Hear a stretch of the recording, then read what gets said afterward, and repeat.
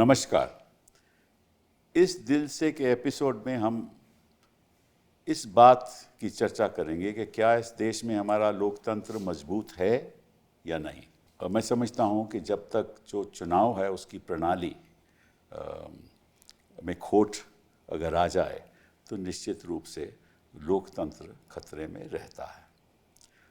अब ये जो SIR का मामला पिछले दिन सुप्रीम कोर्ट का फैसला आया और शुरुआत CEC ने की कि एक special intensive revision electoral roll का होना चाहिए और इसकी ज़रूरत है, उसकी वजह से ये मामला सुप्रीम कोर्ट में आया और याचिका डाली गई। उसमें मैं भी वकील था और हमने कहा कि ये सारा तरीका गलत है और लोकतंत्र का ढांचा हिल जाएगा और जो बुनियादी बातें हैं इलेक्टोरल रिवीजन की वो संविधान के नज़रिए से देखनी चाहिए। और लोकतंत्र अगर ऐसे ही चलता रहेगा और इस किस्म की स्पेशल रिवीजन होगी तो इसमें क्या होगा कि ये कई लोग जो अपना मत सही तरीके से डाल भी सकते हैं, उनका हक भी है, वो नहीं डाल पाएंगे जिस तरह से ये चल रहा था। तो इसका प्रभाव क्या होगा, क्योंकि बिहार में इलेक्शन हो गया SIR की वजह से और उसके बाद प्रदेशों में इलेक्शन हुए, पश्चिम बंगाल में हुए, तमिलनाडु में हुए, केरला में हुए, पुडुचेरी में हुए, असम में हुए। असम में तो SIR लागू नहीं हुआ सो टू से। तो अब सुप्रीम कोर्ट ने कह दिया यह सब ठीक है, ऐसा होना चाहिए, कोई गलत नहीं किया CEC ने। हालांकि क्या सुप्रीम कोर्ट को ऐसा फैसला देना चाहिए था या नहीं, इसके बारे में हम चर्चा करेंगे। इसलिए आज हम दो ऐसे लोगों को अपने साथ रखा है। एक तो चीफ इलेक्शन कमिश्नर रहे हैं कुरैशी साहब, एक लवाजा साहब, वो इलेक्शन कमीशन में शामिल रहे हैं और किस तरह से इलेक्शन कमीशन चलता है और कानून का क्या उस पर प्रभाव है और किस तरह से इलेक्टोरल रोल की रिवीजन होती है, उसके बारे में हम चर्चा करेंगे। लेकिन मूल बात जिस पे हम चर्चा करेंगे वो ये है कि क्या हमारे लोकतंत्र को इस जुडिशियल डिसीजन से, इस फैसले से जो सुप्रीम कोर्ट का आया है, लोकतंत्र को खतरा है या नहीं। तो सबसे पहले कुरैशी साहब, थैंक यू वेरी मच। आप CEC रहे 2010 से लेकर 2012 तक और 2006 से 12 आप इलेक्शन कमीशन में रहे और आप ने जामिया से PhD की, 1971 में IAS में आए, secretary youth affairs and sports रहे, DG NACO रहे और आपने जो नेशनल एड्स प्रोग्राम था उसमें आपने पहल दिखाई और बड़ी बाखूबी से उसको आगे बढ़ाया। 2011-12 में you were declared as one of the 100 most powerful people in India.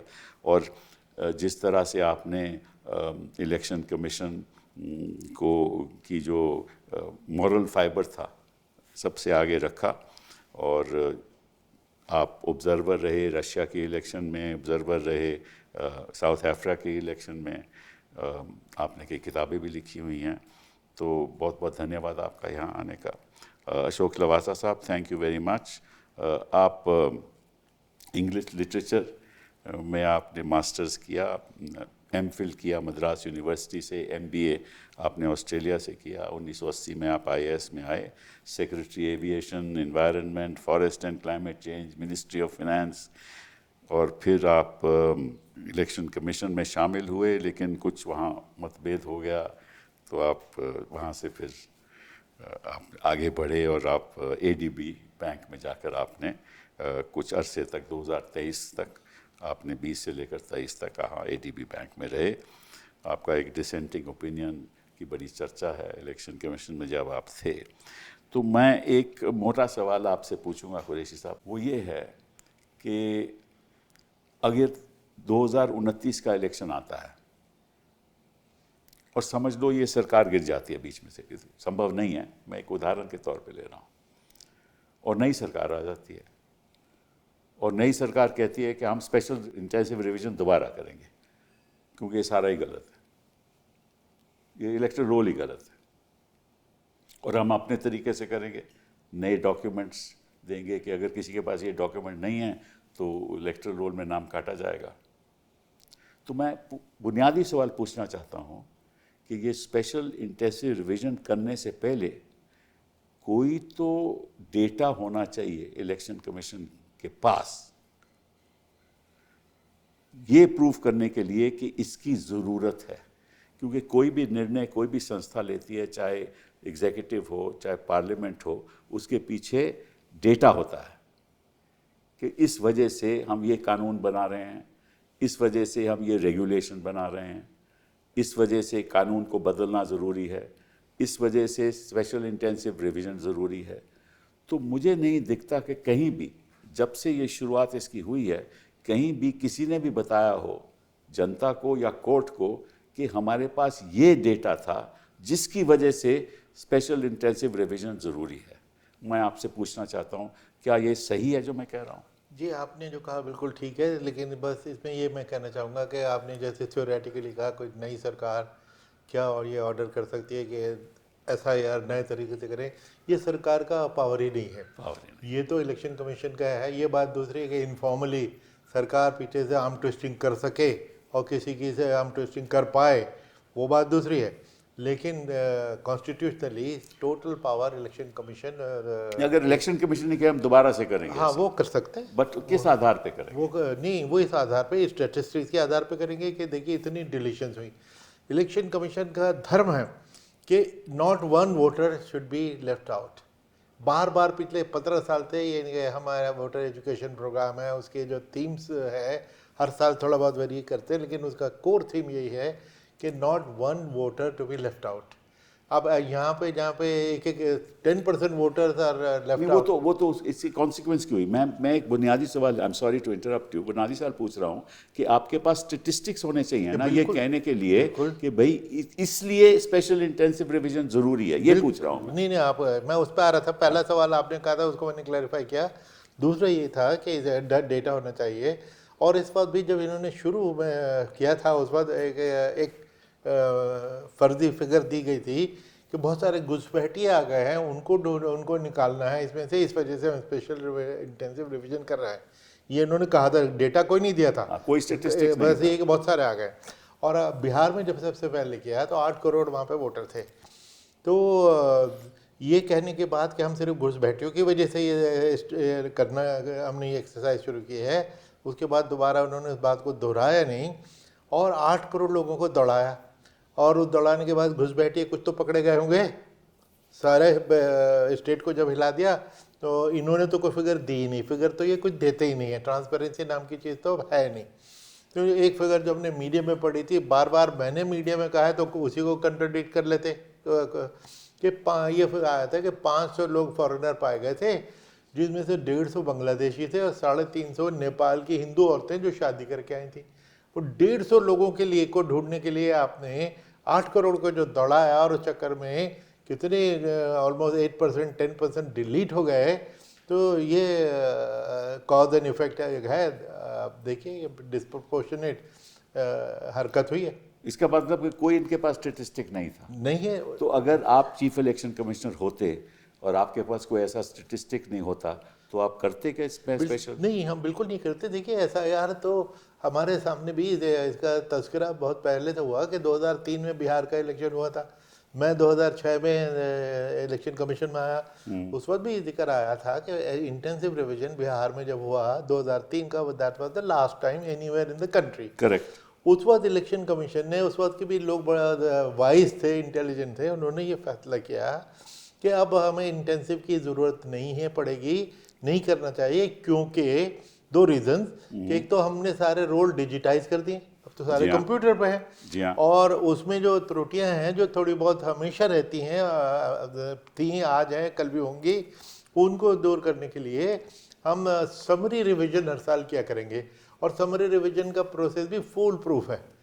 यही है कि डोर टू डोर BLO जाएगा, आपके घर में आएगा कि सिबल साहब आपके घर में हमारे हिसाब से 5 वोटर हैं, ये देखिए ये नाम है, ये सब ठीक है।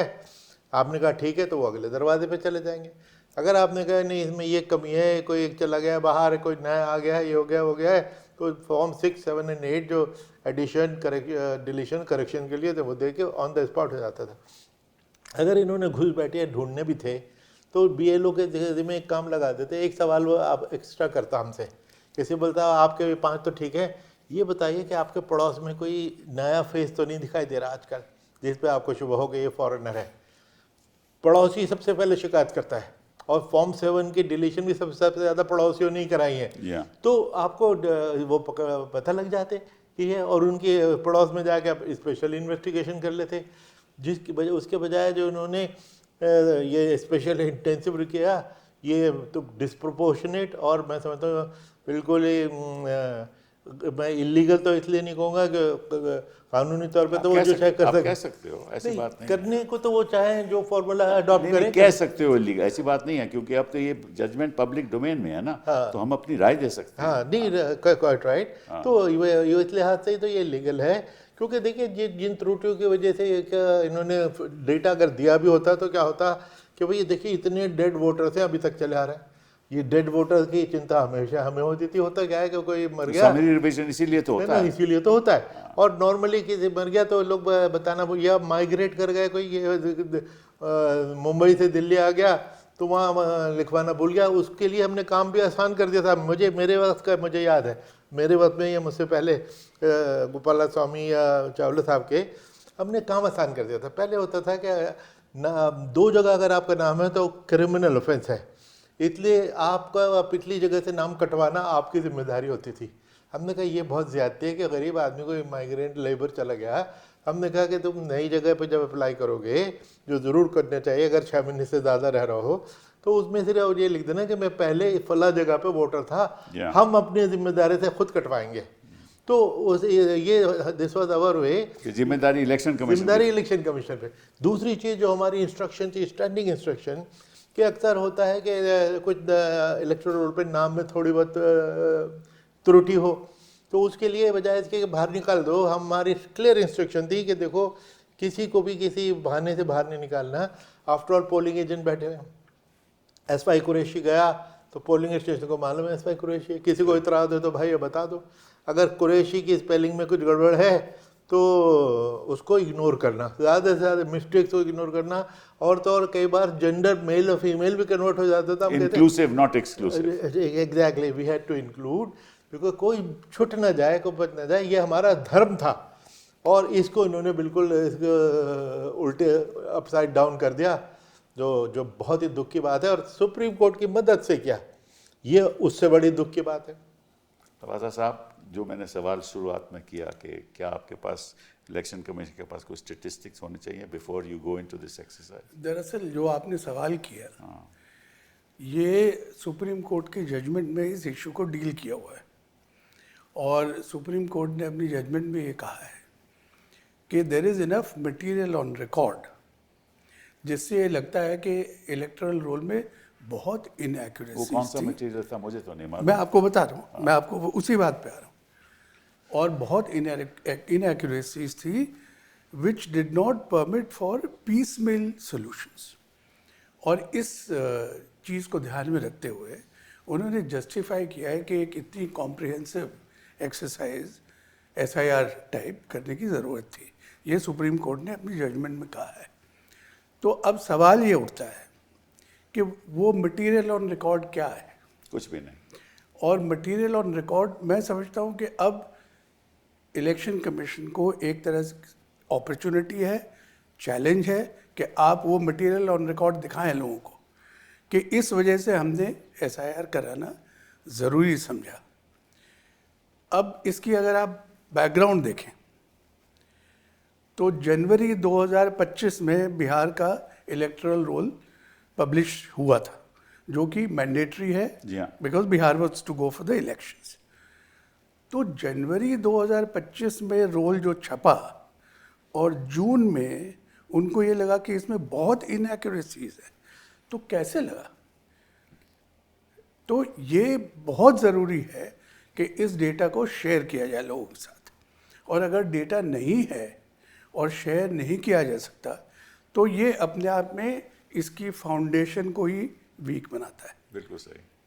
दूसरी चीज़ ये है कि अगर इनएक्यूरेसीज आपके रोल में है, जो कि होती है, ऐसा कुछ नहीं है कि नहीं होती, क्योंकि रोल बनाने की जो पूरी प्रक्रिया है अब उसमें जैसे किसी ने फॉर्म भर के हिंदी में दिया और आपने उसको अंग्रेज़ी में, आपके स्टाफ ने उसका नाम ट्रांसलेट करके अंग्रेज़ी में लिख दिया, तो अब उसने क्या स्पेलिंग लिखी मुझे क्या पता। जी हाँ। तो मैं आपको अभी आज का किस्सा बताता हूँ। आज और कल में मेरे पास 2 टेलीफोन कॉल्स आए हैं। अच्छा आज आया है एक retired colonel of the army, अच्छा दिल्ली में रहते हैं। उन्होंने मुझे फ़ोन किया कि BLO ने आके हमको ये कहा कि सर आपका नाम तो है लेकिन आपकी वाइफ जो 50 साल से शादी हो चुकी है, अच्छा इनका नाम नहीं है। हाँ तो उन्होंने कहा भाई क्यों नहीं है? क्योंकि इनके पिताजी का नाम यहाँ नहीं है, जो पुराने 2002 के रोल में। अच्छा तो उनका नहीं होगा, बिल्कुल नहीं होगा, क्योंकि ये तो भिवानी की रहने वाली है, तो वहाँ होगा। कहते नहीं, वहाँ हमने चेक किया है तो मैडम कह रही है इनका नाम शिवराम है और वहाँ शिवराम लिखा है और ये कह रही है SHEO है, तो हमको क्या पता कि वो एक ही इंसान है। तो अब उन्होंने कहा कि भाई अगर इसका कोई निदान नहीं हो सकता, ठीक है नहीं देंगे वोट, हम क्या है। अच्छा, कल एक फ़ोन आया, ये बड़ा इंटरेस्टिंग है।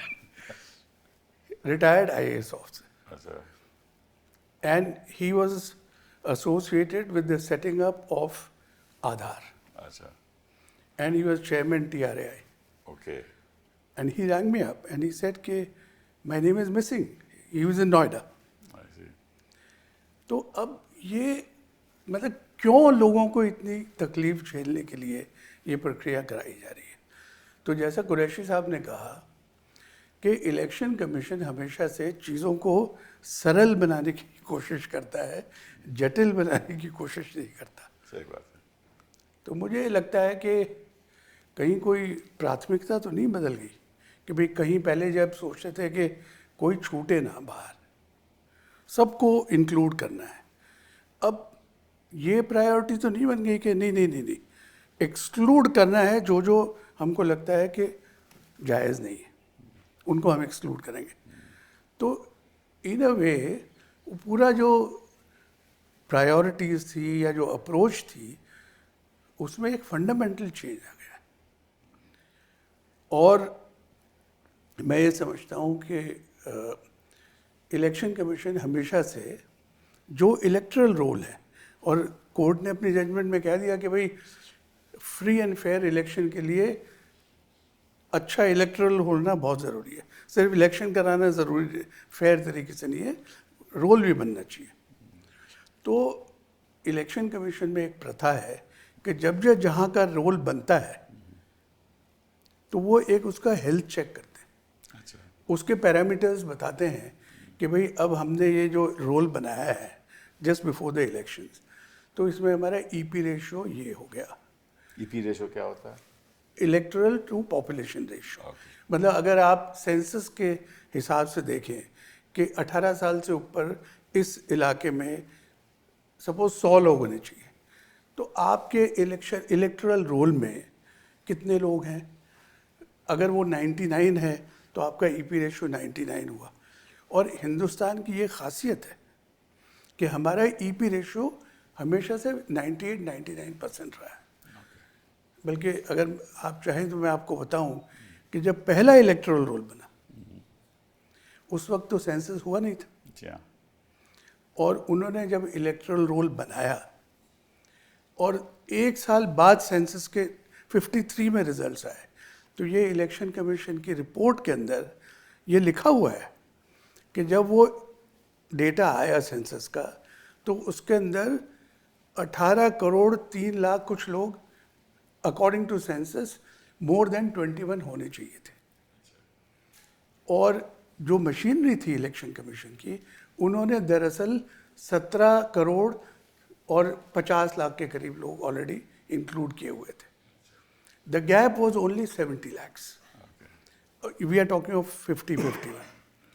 So the point is that if election commission ये कहता है कि हमको ये इनएक्यूरेसीज हटाने के लिए या प्योरिफिकेशन ऑफ इलेक्टरल रोल के लिए SIR करना अनिवार्य था हमारे लिए, तो ज़रा बता तो दें कि पहले हमारे पैरामीटर्स ये थे, अब हमने SIR करा दिया, जेंडर बैलेंस क्या बढ़ गया, ईपी रेशो क्या बढ़ गया, 18 से 19 साल के लोग क्या उनकी एनरोलमेंट बढ़ गई? I think they have to produce evidence to justify the conduct of such a massive exercise where crores of people have been put to so much of difficulty. ये बात हाँ। इसमें मैं एक बताना चाहूँगा कि SIR special intensive revision is the wrong word to use. Revision क्या होता है कि मैं आपको एक डॉक्यूमेंट दूँ कि भैया देखो इसको करेक्शन कर दो। इन्होंने क्या किया कि पूरा जो एग्जिस्टिंग इलेक्टोरल रोल है उसको तो रद्दी की टोकरी में फेंक दिया, नए सिरे से एक ब्लैंक पेज पे इन्होंने नाम जमा करने शुरू किए। नहीं, अब मैं आपको 2003-4 में जो इलेक्टोरल रोल है आप केवल फॉर्म फिल कर दीजिए और वो हम उसको कोई उसमें वो नहीं करेंगे, कोई चेंज नहीं करेंगे, वो तो इन्होंने कहा उस हद तक। लेकिन स्पेशल जो रिवीजन है, जब इन्होंने एग्जिस्टिंग रोल को बिल्कुल ही कूड़ेदान में फेंक दिया तो नए सिरे से जमा किया, और इसमें जो बेसिक प्रॉब्लम हो गई जिससे कि ये जो 99% एक्यूरेसी तक हम लोग पहुंचे थे 30 साल की मेहनत के बाद, एक तो डिजिटाइज कर देता और 30 साल से मेहनत कर रहे थे, डिलीशन एडिशन वगैरह करते करते कुछ ना फिर भी त्रुटियाँ रह जाती थी। ये 30 दिन में करना चाहते हैं, ये 3 महीने में करना चाहते हैं, जो इससे इम्पॉसिबल टास्क। इसी वजह से इतने ब्लंडर्स हुए कि 10% के करीब डिलीशन हो गई। अब तमिलनाडु में, बंगाल में, हर जगह 11% डिलीशन हुई हैं। जनाब अब 1 बिलियन पॉपुलेशन, जो 1 बिलियन वोटर हम समझ रहे थे, अब वो 88-89 करोड़ के लगभग रह गए। तो ये सारे जो डिलीशन वगैरह हुई इतनी गैर जिम्मेदारी से, न इस पर किसी ने कोई स्टेटिस्टिक मांगी, न कोर्ट ने मांगी। कोर्ट तो सवाल कर सकती थी, न इन्होंने दी, हमें नहीं मालूम आज तो तक। पूछा कि किस आधार पे ये आपने फैसला लिया, हमने ये बात पूछी थी, लेकिन अब सुप्रीम कोर्ट ने कह दिया, जैसे आप कह रहे थे कि नहीं इसकी ज़रूरत थी क्योंकि बड़ी धांधलेबाजी हुई थी। उनको कोई स्टेटिस्टिक सामने था ही नहीं कोर्ट के सामने। देखिए, एक तो होता है कि कोर्ट को कानून के आधार पे आप अपना रिप्रेजेंटेशन ऑफ पीपल एक्ट देख लो, आर्टिकल 24 देख लो, उसके आधार पे कहो कि हाँ पावर है इलेक्शन कमीशन, ये सब मैं समझता हूँ।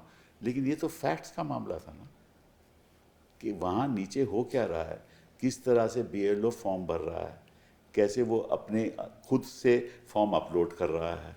हाँ, ये सब फैक्ट्स हैं। ये फैक्ट्स के ऊपर तो सुप्रीम कोर्ट तय नहीं कर सकता कि गलत हुआ है या सही हुआ है। तो सुप्रीम कोर्ट ने विदाउट द फैक्ट्स, मेरे हिसाब से तथ्य को नज़रअंदाज करते हुए कह दिया कि एक्सरसाइज सही है। हालांकि ये फैक्चुअल एक्सरसाइज है, ये एक्सरसाइज लॉ की नहीं है। हम भी जानते हैं कि इलेक्शन कमीशन की पावर है, लेकिन वो पावर किस तरह से इस्तेमाल हुई। देखिए 2 चीज़ें होती हैं किसी एक्सरसाइज संवैधानिक रखने के लिए। 2 चीज़ें होती हैं, एक तो कानून सही होना चाहिए, अनरीजनेबल नहीं होना चाहिए, और दूसरा उसका प्रोसेस ऑफ इम्प्लीमेंटेशन सही होना चाहिए। दोनों चीज़ें, ये जस्टिस भगवती ने, मैंने कहा गांधी में कहा था कि आर्टिकल 14 के 2 पहलू हैं, substantial reasonableness and procedural reasonableness.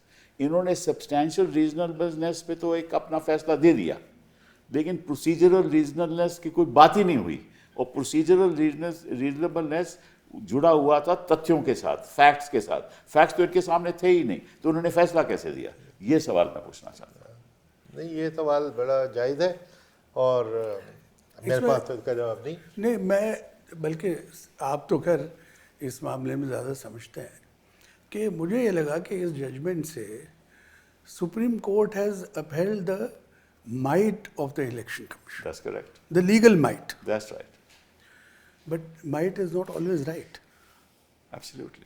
Might is not right. In any case, in any civilized system, might is not right. तो जो आप कह रहे हैं कि मैं अपने इख्तियार, कानूनी जो भी मेरे पास पावर्स हैं, उनका इस्तेमाल कैसे करता हूँ? After all, courts are meant to interpret the implementation of law and of course the legality also. तो लीगैलिटी के बारे में तो कोई शुबा था ही नहीं। उसके बारे में बात करूंगा बाद में। मतलब सेक्शन 21(3) में जो एक प्रोविजन है, पार्ट ऑफ अ कंस्टिट्यूएंसी, कि एज डीम्ड फिट, उसी को बार बार कोर्ट ने दोहराया है और इलेक्शन कमीशन ने भी उसी का इस्तेमाल किया है। लेकिन बात वही है कि अगर आप कोई ऐसी स्थिति आती है कि आपको इंटेंसिव रिवीजन कराना है, तो आप बताइए हालात क्या हैं। क्योंकि अगर आप 24 जून का नोटिफिकेशन देखें 2025 का, जो बुनियादी नोटिफिकेशन है, तो उनमें ये कहा गया कि भाई बहुत माइग्रेशन हो गया, अर्बनाइजेशन हो गया, तो इसलिए अब हमको ये कराना ज़रूरी है। तो urbanisation, migration is not a recent phenomena. वो तो समरी रिवीजन में आता है, जो उसका रिफ्लेक्शन दिस होता इज है ना। एग्जैक्टली द पॉइंट कि और जो तीन अभी भी जो कुरैशी साहब ने बात कही कि अगर आपकी एक मंशा ये थी कि इन एलिजिबल वोटर्स को निकालें बाहर, तो इन एलिजिबल क्या होता है? इन एलिजिबल और एलिजिबल का डेफिनेशन तो सिर्फ आर्टिकल 326 में है। तो 326 के तहत कितने इनएलिजिबल लोग हैं जिनको निकाला गया है? पता ही नहीं किसी को नहीं पता। तो जो आपने फिगर्स दिए हैं कि परमानेंटली शिफ्टेड, डेड और डुप्लीकेट, यही 3 कैटेगरीज के डिलीशंस किए गए हैं। करेक्ट। ये तो आप एनुअल रिवीजन में भी यही तो करते हैं। यही तो करते हैं। बिल्कुल सही, यही तो हम कहते हैं। तो फिर भाई ऐसा यार, यही तो सवाल उठता है कि भाई इन्होंने किया क्यों, उसका मालूम नहीं, किस आधार पे किया उसका मालूम नहीं, कौन से स्टेटिस्टिक्स इनके साथ पास थे उसका मालूम नहीं, और इन्होंने देखिए हो क्या रहा है सुप्रीम कोर्ट में, हो क्या रहा था। हम इस तरफ खड़े थे, हम कह रहे थे कि ये जो कर रहे हैं गलत हैं, ये कहते हैं कि ये आदमी जिंदा है, मरा हुआ है, हम 10 लोग 15 लोग आ गए, ये तो जिंदा हैं, हम आपको दिखा रहे हैं, ठीक है ना। तो सुप्रीम कोर्ट कैसे तय करेगा ये सही हो रहा है या गलत हो रहा है? एक तरफ से हम अपना पक्ष रख रहे हैं, दूसरी तरफ से इलेक्शन कमीशन रख रही है, और वो सब फैक्ट्स क्या हैं? वो फैक्ट्स हैं, वो कोई लॉ नहीं है। तो इन्होंने कैसे इलेक्शन कमीशन की बात मान ली और हमारी नहीं मानी? अच्छा, एक और चीज़ जो मैंने अपने कई आर्टिकल में की लेकिन कोई रिस्पांस मुझे नज़र नहीं आया कि कानून का प्रिंसिपल आपसे ज़्यादा कौन जानता है कि 9 कातिल डिस्चार्ज किए जा सकते हैं, एक इनोसेंट को हैंग नहीं कर सकते आप। यहाँ पे यही उसूल यहाँ पे लगाइए कि एक एलिजिबल को आप नहीं निकाल सकते। नहीं भाई, मालूम ही नहीं कि कातिल कौन है। आपके उदाहरण में मुझे तो ये नहीं मालूम कि कातिल कौन है। तो उसके बावजूद भी निकाल दें। जब मैं तो कहना चाह रहा हूँ, जो कातिल पता है उसको भी आप वो नहीं कर सकते, ज़रा सा भी डाउट होता है। और अगर आप जो इनोसेंट है वो ना अफेक्ट हो जाए, या इनोसेंट जो एक करोड़ों निकल गए कोई, और क्या उस पर जजमेंट में आता है कि ये जुडिशियल रिव्यू में जा सकते हैं। कितना आसान काम है, जुडिशियल रिव्यू में जा सकते हैं। यानी अगर 10 करोड़ लोग निकले हैं तो 10 करोड़ जुडिशियल रिव्यू शुरू हो जाएंगे। Every judicial review is a court case, और 3.5-4 करोड़ कोर्ट केस की वजह से देश की जुडिशियल का भट्टा बैठा हुआ है, सब जानते हैं। और 10 करोड़ हम भी ऐड कर देंगे इसमें, और वकीलों की ये सा गरीब आदमी बेचारा मजदूर ये जुडिशियल रिव्यू में जाएगा। लोग को कहते हैं कि हमें वोट देना ही नहीं साहब, आप छोड़ दीजिए। इनफैक्ट ये एक मेरे ख्याल बड़ा चिंता का विषय है और सोचने का विषय है कि देखिए, एज इट इज़ आज तक जनरल इलेक्शन में 67%, 68% से ज़्यादा वोटिंग नहीं हुई है। इसका मतलब ये है कि 30-32 करोड़ लोग तो आपके वोट देते ही नहीं हैं। और इलेक्शन कमीशन फोकस ये करता था कि कैसे उनको हम जी हाँ, हालात ऐसे पैदा करें कि वो लोग वोट देने आए।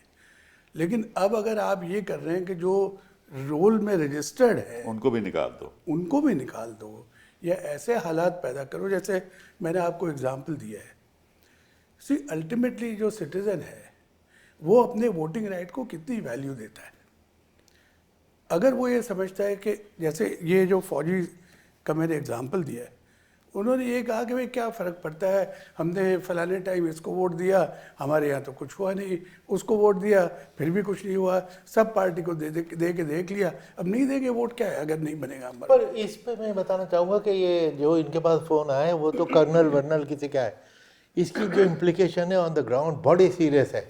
कि उन जो बंगाल में इम्प्लीमेंट कर दिया कि अगर आप वोटर रोल से डिलीट हो गए तो आपको सारे बेनिफिट्स डिनाई करने, राशन कार्ड छीनना शुरू कर दिया, जो फ्री राशन मिलते थे वो देना बंद कर दिया, सारी चीज़ें बंद कर दी। कर्नल साहब को की हेल्थ को फ़र्क नहीं पड़ेगा, ना मुझे आपको पड़ेगा, हम ही नहीं देंगे वोट अगर हमारा नहीं बना। लेकिन इन गरीब लोगों के लिए तो वोटर रोल पे होना उनके सर्वाइवल का सवाल था। ख़ास तौर पे मुस्लिम इलाकों में, मुर्शिदाबाद में और अपना 24 नॉर्थ 24 परगनाज में तो इसी तादाद से वोट डिलीशन हुए, तो आप सोच भी नहीं सकते। और आपको मालूम है किन किन लोगों के डिलीशन हुए, और वो बेचारे कहाँ जाएं, आप कहाँ जाएंगे ये। और उस पर आप याद रखिए कि असम के चीफ मिनिस्टर ने तो पब्लिकली कहा था, अपने वीडियो को बार बार वीडियो देखा है कि हम मुसलमान का जीना इतना हराम करेंगे कि वो निकल के खुद चला जाएगा कि भाई देखो इनको इतना तंग करो, लेबर है 5 रुपए मांगता है तो 4 रुपए दो, ये करता है तो ये करो, ताकि वो खुद ही तंग होकर निकल जाए। तो तंग करना, अगर एक चीफ मिनिस्टर और वो कहता है, स्टेटमेंट करता है और उसकी कोई रिप्रिमांड नहीं होती, तो विच मीन्स कि ये तो कोई, और अगर इलेक्शन कमीशन उन्हीं लोगों के वोट काट देगा तो फिर तो इससे क्या बात तो नतीजा? वही है ना, फिर बात बात तो वही वही है नहीं ना। गई। ये सबसे बड़ी, बहुत बड़ी गंभीर बात है। दूसरी बात जो मैं आपके सामने रखना चाहता हूँ, हिंदुस्तान की पॉपुलेशन बढ़ रही है ना।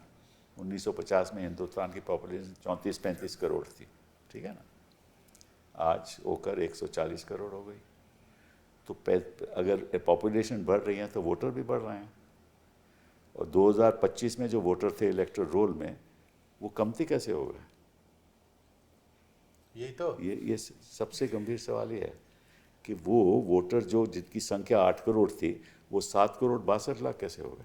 वही मैं ईपी रेशियो की जो बात कर बताइए रहा था ना, आपसे। वो कैसे हो गए? आपकी संख्या तो बढ़ रही है और इस डिवीजन से वोटर कम हो गए। दरअसल सिब्बल साहब, आप जो बात कर रहे हो ना, आई थिंक ये बहुत इम्पॉर्टेंट चीज़ है, और इसका हर्ष हमको देखना चाहिए जब सारा एसआईआर पूरा हो जाए पूरे देश का। अभी अगर आपने ये कहा जैसे बिहार में कि जी इतने लोग माइग्रेट कर गए, या बाकी 12 जगह जहाँ पे हुआ उन्होंने कहा कि इतने लोग माइग्रेट कर गए, तो माइग्रेट करके गए कहाँ? हिंदुस्तान में गए हैं, कहीं और उनका वोट बना? तो जब एग्रीगेशन होगा इन सब का, तब देखा जाएगा कि ये लोग, हमारा जो टोटल था बिफोर द एसआईआर, अगर if we had reached a figure of 99 crore, so have we reduced it? Yes. If we have reduced it, how have we reduced it? That's the problem. What has happened to those people? Correct. ये बहुत सबसे गंभीर सवाल तो ये है। और मैं कुछ आंकड़े देख रहा था कि जहाँ जहाँ भी ये इलेक्शन हुआ है, वहाँ वोटर की तादाद कम हुई है। वो तो हो ही नहीं सकता। जब इलेक्शन हर जगह पे 1.5% 2% से बढ़ रही है, तो वोटर कैसे कम हो रहे हैं? वोटर इसीलिए कम हो रहे हैं कि मास डिलीशन कर रहे हैं, और मास डिलीशन इसलिए कर रहे हैं, उन लोगों की कर रहे हैं जिनके वोटर का हक है। और अगर हक वो छीन दिया जाए तो इलेक्शन कैसा? फिर इलेक्शन रिजल्ट का फ़ायदा क्या है? इलेक्शन कराने का फ़ायदा क्या है? अच्छा, एसआईआर के सपोर्टर पिछले दिनों के 2-3 बार मैंने सुना, वो कहते हैं कि देखो जी बांग्लादेश बॉर्डर पे तो वापस जाने वालों की लाइन लग गई, देखो कितना यूजफुल साबित हुआ एसआईआर। इतने तो बांग्लादेश बिहार में कौन सा ऐसा बांग्लादेश बॉर्डर था? बिहार में क्यों ऐसा हुआ? बिहार में भी तो कमती हुए, तमिलनाडु में भी तो कमती हुए। नहीं, और बांग्लादेशी कितने 150 पाए गए, कितने पाए गए थे बताओ? वो इनफैक्ट सिब्बल साहब, मैं ये चीज़ रखना चाहता हूँ कि कोर्ट ने एक बड़ा इंटरेस्टिंग ऑर्डर ये किया है कि जो सिटीजनशिप वो तो के दायरे पे जो पैमाने पे खरे नहीं उतरे अकॉर्डिंग टू इलेक्शन कमीशन, उनको 4 हफ्ते के अंदर आप केसेस को रेफर करिए कॉम्पिटेंट अथॉरिटी को। तो अब 4 हफ्ते में election commission has to tell the people of this country कि ये जो 50 करोड़ लोगों का हमने एसआईआर किया, इसमें से इतने केसेस हम फॉरेनर्स ट्राइब्यूनल को रेफर कर रहे हैं। उससे आपको पता चलेगा कि क्या वो इनएलिजिबल लोग जिनकी आप तलाश कर रहे थे एसआईआर में, वो मिले या नहीं मिले। Because all deletions don't amount to deletion on account of non-citizenship. Of course. Right? So, but if the purpose, one of the purposes was that no ineligible person should be inside the roll. That's correct. So, where are those ineligible persons? Absolutely right. और दूसरी चीज़, मैं since you were representing the case in the court, तो इस judgement में वो जो 27 लाख बंगाल में जिनका फैसला नहीं हुआ, have they been taken into account or not? In what sense? In any sense. No, कि भाई क्योंकि एक जगह कोर्ट ने कहा है कि भाई we don't find any evidence of mass disenfranchisement. तो 27 लाख कैसे? उसमें तो उसी पे तो उन्होंने कहा है कि जो रह गए हैं वो जुडिशियल रिव्यू में चले जाए। नहीं सर, वो अलग हैं। डाउटफुल सिटीजन के अलग हैं। ये 27 लाख जो लोग हैं, ये तो अपीलेट ट्राइब्यूनल में जाएंगे। जी हाँ, सही बात है। ठीक है ना, क्योंकि जुडिशियल नाम जो काटे गए थे, गलत तरीके से काटे गए थे, वो जाएंगे जुडिशियल में। लेकिन ये जो 27 लाख जिनके लिए सुप्रीम कोर्ट के आदेश से 18 अपीलेट ट्राइब्यूनल बने, इन लोगों का फैसला अपेलेट ट्राइब्यूनल में होगा या नहीं होगा? मालूम नहीं किस ट्राइब्यूनल पे तो होगा। इसमें अभी कुछ इसके लेकिन बारे में सबसे बुनियादी सवाल जो उठता है इस संदर्भ में वो ये है कि आपने ये तो फैसला कर दिया इसी जजमेंट में कि इलेक्शन कमीशन को ये हक नहीं है कि ये तय करे कि सिटीजन है या नहीं। ये तो हक उन्होंने कहा इलेक्शन कमीशन का नहीं है, ये तो अप्रोप्रिएट अथॉरिटी का हक है। जी, ठीक है ना। तो अगर इलेक्शन कमीशन ने कह दिया ये डाउटफुल है तो हक तो छीन लिया। बिल्कुल। तो एक तरफ कहते हैं कि ये सरकार सेंट्रल गवर्नमेंट फैसला करेगी, एक तरफ इलेक्शन कमीशन को हक दे दिया ये कहने के लिए ये डाउटफुल है। डाउटफुल है तो वोट नहीं कास्ट कर सकता। तो ये कौन सा कानून हुआ भैया?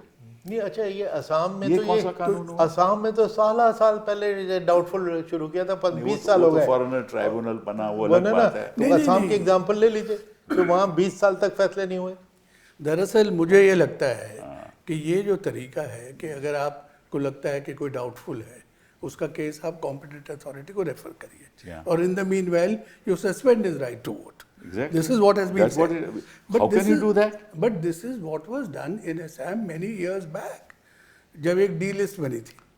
अब वो डी लिस्ट के लोगों का इतने साल बाद क्या हश्र हुआ, उनके फैसले उसमें हुए। फिर भी देयर वाज अ प्रोसेस उसमें भाई लवासा साहब, there was a process even कोई द डी लिस्ट आपका फैमिली ट्री होता था उसमें कई नहीं, मैं तो ये कुछ और कह रहा हूँ कि इतने साल बाद इलेक्शन कमीशन, असम गवर्नमेंट कोई ये बता सकता है कि इतने लोग डी लिस्ट में थे, इसमें से इतने सिटीजन पाए गए, इतने नहीं पाए गए, जो सिटीजन बना उसका वोट दोबारा दर्ज हुआ नहीं हुआ। रात गई बात गई और कौन इस बात को नहीं, लेकिन यही अच्छा, तो होता ये था कि ये बड़े जो अशोक ने बात उठाई ना, बड़ी सीरियस है कि तहसीलदार या कोई भी रेवेन्यू ऑफिसर सब सडनली कह देते कि मुझे इस पे डाउट है, तो आगे डी लिख दिया, बिल्कुल। गए उसके वोट गया अगले 20 साल तक। अरे आप- तो प्रोसेस और प्रोसीजर की आप बात आप कर रहे हैं। अपने ऑफिसर की बात कर रहे हो, ये तो इलेक्शन कमीशन का डायरेक्शन आता था। आप किस दुनिया में रह रहे हो? वो जो इलेक्शन कमीशन जहां आप बैठते थे वो इलेक्शन कमीशन नहीं है, ये एक दूसरी किस्म के इलेक्शन कमीशन। जैसे मैंने शुरुआत में सवाल कहा था सरकार फैसला करे, ये सरकार फैसला करती है, ये सरकार डायरेक्शन देती है इलेक्शन कमीशन को कि तुम ऐसा करो, इस कंस्टिट्यूएंसी में ये काम करो। वहाँ से डायरेक्ट इंफॉर्मेशन जाती है कि बीएलओ को तो ये काम करो, ये सब काटो। आई हैव अ लिस्ट, एक बीएलओ मेरे पास आया, मैं उसको आगे खुलासा भी करूँगा, उसने कहा कि ये डायरेक्शंस हमारे पास आए कि ये सारे नाम काटो। मतलब कि एक बूथ में 99% मुस्लिम थे, एक हिंदू था, हिंदू का काम रखा, 99 काटे गए। ये कोई बीएलओ नहीं कर रहा था, ये ऊपर से डायरेक्शन आ रहे थे। तो इसका मतलब ये है कि ये manipulation of the electoral roll थी। मतलब कि इलेक्टरल रोल को किसी तरीके से ऐसे बनाया जाए कि उस बूथ में एक ही वोट पड़े, ये हिसाब है। यही था। हाँ, ये वो बात नहीं है जो आप कह रहे हो कि भाई उन्होंने सच में सोचा। उसकी क्या हैसियत को वो कहेगा डाउटफुल है? मुझे बताइए आप। फॉर्म के हिसाब से कोई ऑब्जेक्शन करेगा तभी कहेगा ना, उसको एफिडेविट देना पड़ता है फॉर्म के हिसाब से कि भैया ये सिटीजन नहीं है या यहाँ नहीं और है। एविडेंस भी देना एविडेंस भी देनी पड़ती है, और अगर झूठ एविडेंस पकड़ी जाए तो उसको प्रोसिक्यूट किया जाएगा। ये है कानून का। लेकिन इसमें किस आधार पे उन्होंने डाउटफुल कहा? किस आधार पे कोई कह सकता है ये डाउटफुल सिटीजन है? बेचारे बीएलओ को क्या मालूम कि ये डाउटफुल है जब तक उसे कोई इंफॉर्मेशन नहीं आएगी, और यहाँ बैठे हुए इलेक्शन कमीशन को क्या मालूम कि ये डाउटफुल है? ये सवाल उठता है। मतलब कि इसमें पूरी तरीके से ऐसी दखल अंदाजी है इलेक्टरल रोल बनाने में। मैं तो ये आरोप लगा रहा हूँ इलेक्टरल रोल बनाने में कि, और ये फैक्ट सुप्रीम कोर्ट कैसे अपनी जजमेंट में तय कर सकती है कि ये सही हुआ या गलत हुआ? एक पक्ष मैं रख रहा हूँ, दूसरी पक्ष इलेक्शन कमीशन रख रही है, और आप फैसला कर रहे हो विदाउट फैक्ट्स। कोई आपके पास तथ्य नहीं है कि जमीन पे क्या हो रहा है। आपको मालूम है कि हमने सोशल मीडिया में 50 जगह देखा कि बीएलओ खुद कर रहा है, मैंने अब कर दिए, मैंने अपने आप ही बोल दिया, डाल दिया, और जो हमें कहा गया वो हम करते रहे। ये तो सामने था, और ये फैक्ट्स सोशल मीडिया में है, ये फैक्ट्स वीडियो में है, ये फैक्ट्स इलेक्शन कमीशन को मालूम है। तो फिर इलेक्शन कमीशन कैसे कह रही थी सब ठीक हो रहा है, और कैसे कोर्ट मान रही है कि सब ठीक हो रहा है? नहीं, इस जजमेंट से मुझे मतलब यही एक चीज़ समझ में नहीं आई कि क्या इतने सारे जो अखबारों में जर्नलिस्ट ने जाके इन्वेस्टिगेशन किया और अपनी अपनी रिपोर्ट छापी और लोगों ने बहुत तथ्य रखे अपने सामने, तो उनका संज्ञान लिया गया है या नहीं लिया गया है? एक तो ये जजमेंट से पता नहीं चलता। ले ही नहीं सकते, बिकॉज जो सुप्रीम कोर्ट है they can't decide on facts. ये कैसे डिसाइड करेंगे? लेकिन द फैक्ट कि आप जो भी चलो कानूनी चीज़ एसआईआर आप कर रहे हो, उसके करने में इतनी सारी तकलीफ, इतनी सारी डिस्क्रिपेंसीज, डिस्टॉर्शन सामने आ रहे हैं, तो इसके बारे में नजरअंदाज कर रहे थे कोर्ट उसको देख ही नहीं रही थी। नहीं, और दूसरी चीज़ ये तभी तो ये फैसला कानून का फैसला है, तथ्यों का फैसला नहीं है। जो नीचे हो रहा था उसका फैसला नहीं है ये उन्होंने कहा कि देखिए इलेक्शन कमीशन एक बहुत ही रिस्पॉन्सिबल ऑर्गेनाइजेशन है, हम उसकी बात मानते हैं, उन्होंने ये कहा सच ही होगा।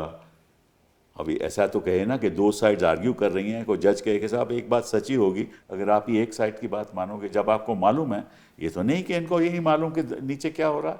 रोज़ के रोज़ हम इनके पास तकरीर करते थे कि साहब ये सब बिल्कुल गलत हो रहा है, इलेक्शन कमीशन ऐसे कर रही है, वैसे कर रही है। तो आप जो बात कह रहे हो उससे एक मसला और सामने आता है, और कुरैशी साहब ने तो मेरे से ज़्यादा इलेक्शन कमीशन देखा है, कि मुझे लगता है कि अगर आप पूरी हिस्ट्री देखें इलेक्शन कमीशन की, और जो केसेस इलेक्शन कमीशन जिसमें कोर्ट के सामने लोग गए हैं, मुझे नहीं लगता कि कोई बहुत ज़्यादा केसेस ऐसे हैं जिसमें कोर्ट ने इलेक्शन कमीशन को गलत बताया है। इक्का दुक्का कोई केसेस होंगे। तो मुझे ऐसा लगता है कि Supreme Court always defers to the constitutional authority that Election Commission enjoys. और जैसा आप कह रहे हैं कि भाई जो कर रहे हैं ठीक ही कर रहे होंगे, लेकिन इससे मसला ये पैदा होता है कि जो आपका चेक्स एंड बैलेंस का सिस्टम है, जो आर्किटेक्चर है कॉन्स्टिट्यूशन में, तो अगर इलेक्शन कमीशन हमेशा जो करता है वो सही है और अगर वो गलत करता है तो फिर लोग कहाँ जाएंगे? यही तो प्रॉब्लम है। और जो आप कह रहे हो ना कि इतिहास की बात कर रहे हो, कभी ऐसा मामला सुप्रीम कोर्ट के सामने नहीं आया। नहीं, मतलब कोई भी और वो तो कानून के मामले है ना, कानून के मामले में ऐसे हम इलेक्शन में जीती भी है और हारी भी, ऐसी बात नहीं है। वो कानूनी बातें हैं, ये तो फैक्ट्स की बातें हैं ना, कि नीचे हो क्या रहा है। आप लिस्ट रोल बनाते हो, रोल किसी आधार पे बनाते हो ना। और जैसे आपने कहा कि जो शुरुआत में रोल बना था वो हाउस टू हाउस एन्यूमरेशन होती है। इन्होंने हाउस टू हाउस एन्यूमरेशन नहीं की, इन्होंने कहा कि कोई ज़रूरत नहीं है, अंडर 21(3) ये तो अपने आप ही अपना प्रोसीजर इवॉल्व कर सकते हैं। ये भी एक बड़ी गंभीर बात है। कहाँ लिखा है कानून में, क्योंकि हमारा इलेक्टरल रजिस्ट्रेशन रूल्स हैं, आपको मालूम है। ये इलेक्टरल रजिस्ट्रेशन रूल्स पार्लियामेंट ने तय किए हैं, उनको फॉलो करना लाजिम है, इलेक्शन कमीशन को करना है। सुप्रीम कोर्ट कह दिया नो, कोई ज़रूरत नहीं, वो लागू नहीं है। क्यों नहीं लागू? क्योंकि स्पेशल इंटेंसिव रिवीजन है और 324 की पावर है। इसका मतलब कि जो इलेक्शन कमीशन, पहली बार हुआ है कि इलेक्शन कमीशन की पावर अनट्रैमल्ड है। हालांकि जितने मैंने लॉ को समझा है, मुझे याद है कि मिस्टर अरुण जेटली हमारे पेश होते थे, उन्होंने एक कॉन्सेप्ट बताया था ऑक्यूपाइड स्पेस का। आर्टिकल 324 उस चीज़ के लिए जिस पे कोई लॉ नहीं है, वहाँ पे आर्टिकल 324 यहाँ तो लॉ है ना, जहाँ लॉ बन गया वो ऑक्यूपाइड स्पेस है। Now we have to go by the law. 324 को इसमें लाना ही गलत है। 324 और साथ में 21(3) में ऐसी पावर देनी। हाँ, और ये तो सिस्टम कभी इलेक्टरल रजिस्ट्रेशन रूल्स में है ही नहीं कि आप कहो कि ये डॉक्यूमेंट आप फिल करो तभी हम मानेंगे। और आधार की बात जो है हम मानेंगे, लेकिन आपका बीएलओ तय कर सकता है कि ये नहीं, मैं नहीं मानता, ये भी कह दिया। तो इसका मतलब इन्होंने एक अपने ही तरीके से ये तय किया कि हम इस तरह से इलेक्टरल रोल बनाएंगे, जो कभी इतिहास में हुआ ही नहीं। मुझे एक फॉर्मर डिप्लोमेट फॉरेन सर्विस के एक ऑफिसर ने, जब शुरू में बिहार में शुरू हुआ, जब ये डॉक्यूमेंट्स की बात हो रही थी कि इन्होंने आधार भी निकाल दिया, वोटर कार्ड को भी निकाल दिया एज ए प्रूफ। यस। तो मैंने उस पर एक आर्टिकल लिखा, उस पर उनका मुझे फ़ोन आया कि साहब आपने एक बड़ी इंपॉर्टेंट बात मिस कर दी कि अब पहले नेपाल में हम सिर्फ आइडेंटिटी कार्ड के बेसिस पे, आधार और फोटो कार्ड के एपिक के बेसिस पे जा सकते थे। बिल्कुल बिल्कुल। कहने का अब Nepal will be justified in saying कि जब आप ही नहीं रिकग्नाइज करते एपिक को, तो अब आप एपिक भी नहीं ला सकते, आधार भी नहीं ला सकते, अब आप पासपोर्ट लाइए। सिर्फ 2% लोग, बिहार के लोगों के पास पासपोर्ट है, तो ये तो आना जाना सारा बंद हो जाएगा सारी। नहीं, अगर किसी के पास पासपोर्ट भी हो, नाम गलत लिखा हो, तो वो भी नहीं दे सकता वोट। आप वो छोड़िए बात, अगर लिस्ट में नाम में कोई ऐसे मुखोपाध्याय या बंदोपाध्याय के वो बैनर्जी और नहीं तो ये किस किस्म की जजमेंट है? नहीं, मैं ये जजमेंट पढ़ते वक्त यही ढूंढ रहा था कि ये जो लॉजिकल डिस्क्रिपेंसी जिसकी वजह से करोड़ों लोग निकाले गए हैं, या जिनको अंडर एजुकेशन दिखा दिया, बंगाल में 60 लाख लोगों को, एग्जैक्टली। तो did the court find out कि ये लॉजिकल डिस्क्रिपेंसी क्या चीज़ होती है? हमने समझाया उनको, यही जो आप कह रहे हो, ये बात कोर्ट के सामने हमने रखी। और लॉजिकल मतलब इलेक्शन बैनर्जी बंदोपाध्याय हो सकता है, अच्छा, और चैटर्जी चट्टोपाध्याय हो सकता और है। सिर्फ एक स्टेट में क्यों? हाँ, सिर्फ एक ही स्टेट में क्यों, हर जगह क्यों नहीं? क्योंकि हमारे रूल तो हर जगह अप्लाई करते वो कहते हैं कि ऐसा बाकी जगह नहीं है। नहीं, बाकी जगह भी लगाई है सर लॉजिकल डिस्क्रिपेंसी, लगाई है। हाँ। इतनी ज्यादा। लेकिन सवाल ये है कि मतलब मेरी जो समझ है, इलेक्शन कमीशन हमेशा जो प्रोसीजर बनाता था, हमेशा वो लोगों को समझाता था कि भाई देखो ये इसके पैरामीटर्स है, क्योंकि स्टाफ को भी तो समझ में आना चाहिए कि इसको इम्प्लीमेंट कैसे करेंगे। इंस्ट्रक्शंस दे रहे थे। तो लॉजिकल डिस्क्रिपेंसी का tool, know the way I understand it Sibal साहब इज कि जब ड्राफ्ट रोल बना, तो ड्राफ्ट रोल किसकी स्टैट्यूटरी अथॉरिटी है? ईआरओ की। इलेक्शन, हाँ बिल्कुल, ईआरओ की है। हाँ तो ईआरओ के दस्तखत से ड्राफ्ट रोल छपा, बिल्कुल उसके अंदर आपने उन 60 लाख लोगों का नाम डाला है, तो ईआरओ वाज सेटिस्फाइड, करेक्ट, कि ये लोग एलिजिबिलिटी क्राइटेरिया पूरा करते हैं। लेकिन कोई आपने एक ऐसा सॉफ्टवेयर बनाया जिससे आपने लॉजिकल डिस्क्रिपेंसी ढूंढी और उस पर लिख दिया कि आप अंडर एजुकेशन हो, तो discrepancy does not mean disqualification. I agree. अगर आपकी उम्र 46 है और वो 64 लिख दी, तो इसका मतलब ये थोड़ी कि आप वोट नहीं दे सकते। एग्जैक्टली। तो ये तय कौन करेगा? प्रॉब्लम मैं ये बता रहा हूँ, इस चीज का संज्ञान जजमेंट में लिया गया है या नहीं लिया गया? देखिए, जजमेंट तय ही नहीं कर सकती कि ये बातें, जजमेंट कैसे, जज कौन कैसे तय करेगा?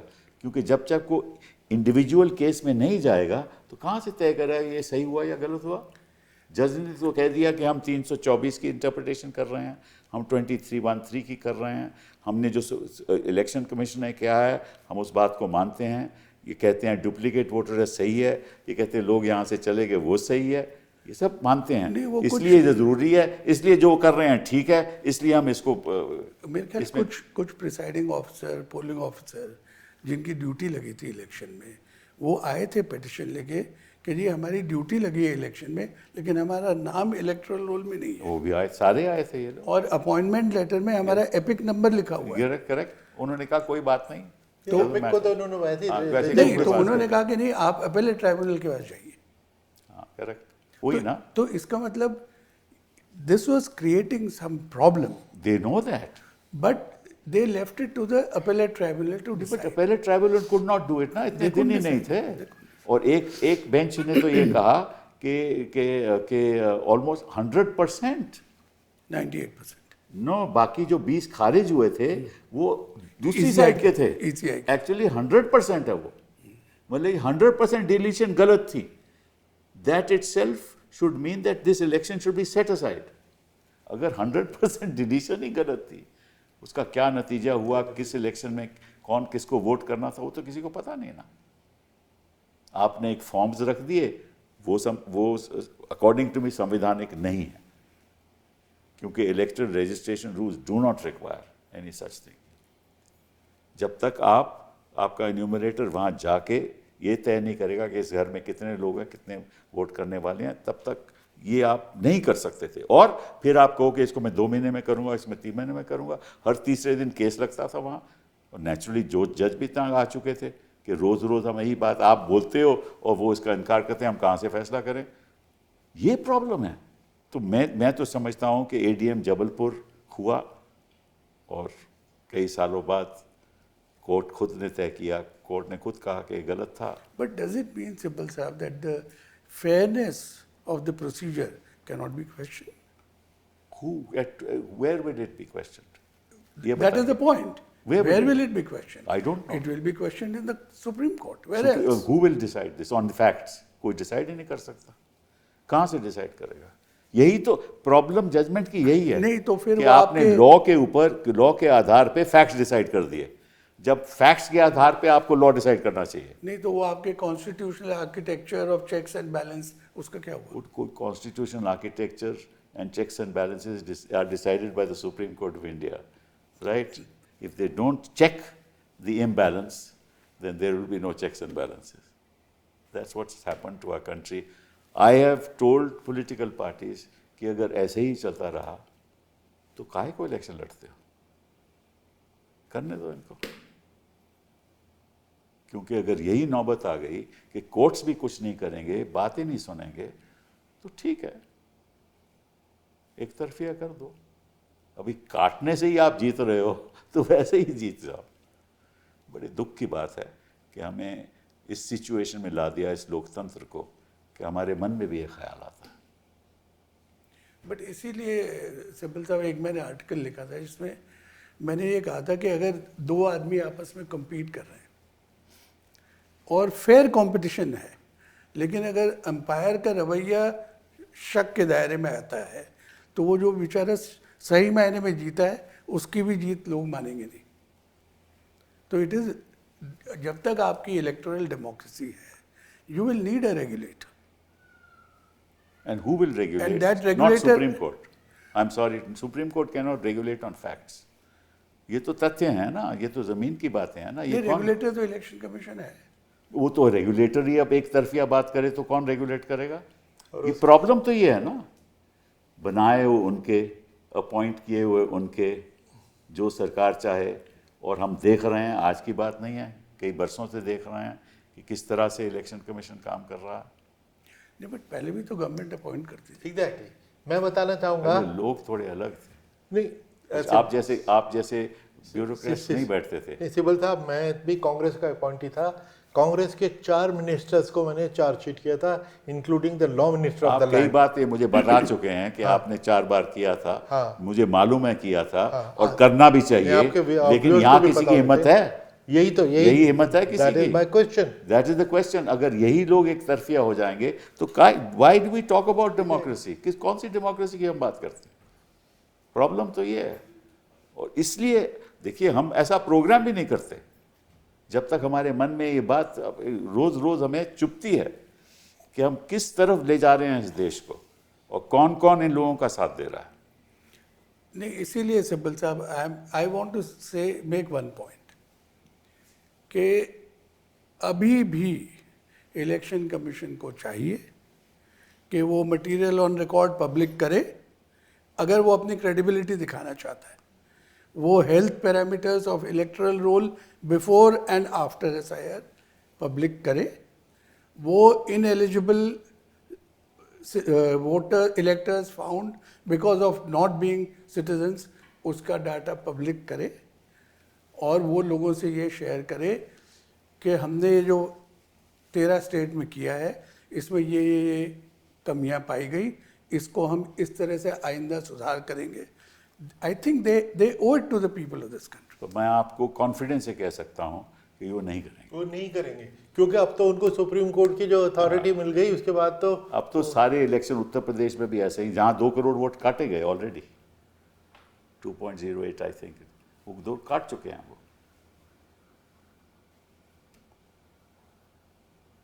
तो एनीवे, ऑन दिस नोट, आपका बहुत बहुत धन्यवाद कि आप आए, और ये बहुत ज़रूरी है देश के सामने रखना। धन्यवाद आपका। Thank you.